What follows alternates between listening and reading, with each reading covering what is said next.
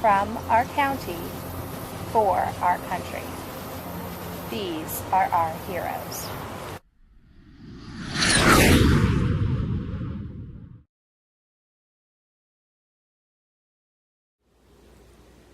And they sent me to Fort Leavenworth, and that's what I told them that I would like to fly. They said, okay, we'll send you to training. So they sent me to Missoula, Montana, which is the University of Montana. Most beautiful country I've ever seen. It's just gorgeous up there. Anyway, I had about 6 weeks in the school there. And then they sent me down to Tulare, California. And that's where actually I got in the two-seater with the instructor, and he started instructing me. And we did barrel rolls and loop-de-loops, and I could do those. That was no problem. He said, okay, now you landed. Okay. So we started down, and all of a sudden I discovered my depth perception was awful. I didn't know whether I was 30 feet off the ground or 300 feet off the ground. But I got it down, and I bounced pretty hard. The instructor was very mad. So we got out, and he said, you're done. I said, thank you. Thank you, because it scared the hell out of me, too, because I didn't realize my depth perception was like that. But my depth perception is this way, not this way. I mean, this way, it's no problem. But this way, bad. So they said, okay, well, you have 3 choices as to where you go for training. Now, I didn't know anything about any of them, so the closest place to Marshall, Missouri was Denver. So that's where they sent me. I got a promotion. We went from a private to PFC. That was the next step up, private first class. And the war was still going on in Europe and the Pacific, everywhere.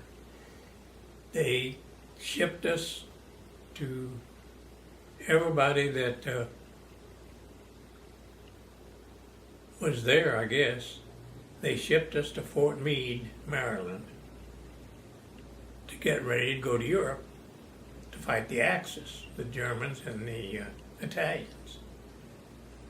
Well, when we got there, the Germans surrendered, and the Italians. That's when they gave up first, and that was the end of the war in Europe.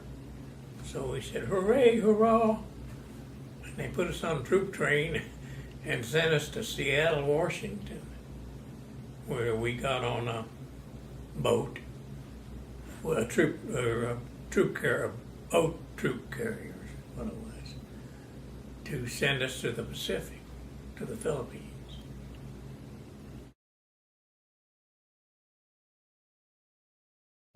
Anyway, we got to the Philippines,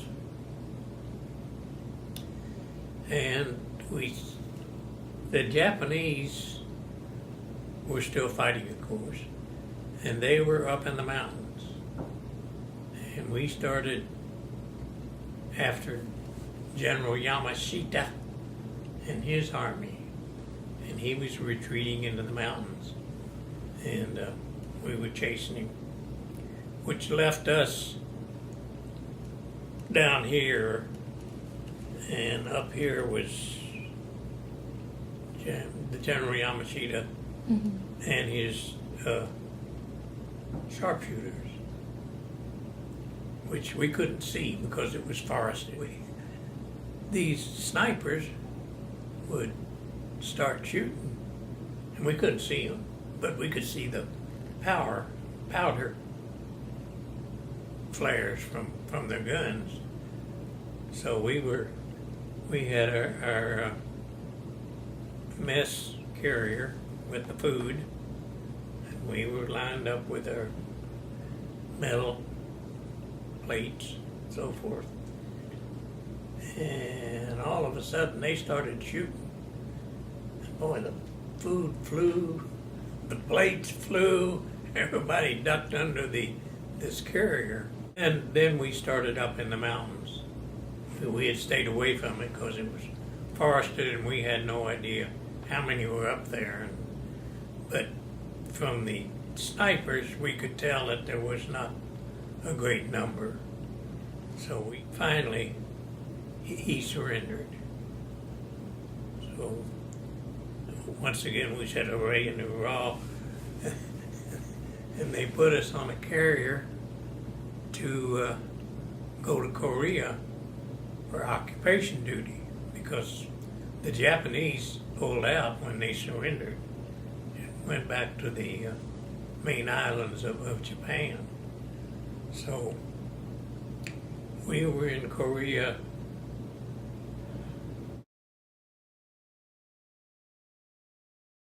It wasn't bad because we weren't fighting. I just took care of minor scrapes and so forth until it was time to go home, time to be starting the discharge. So we got on a troop carrier, and each medic was assigned to a soldier who was losing his mind. Well, I mean, they were,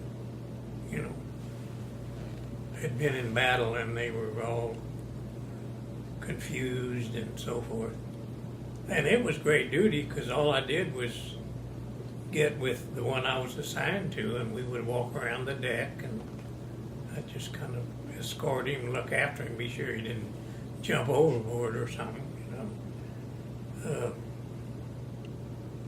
and that got us back.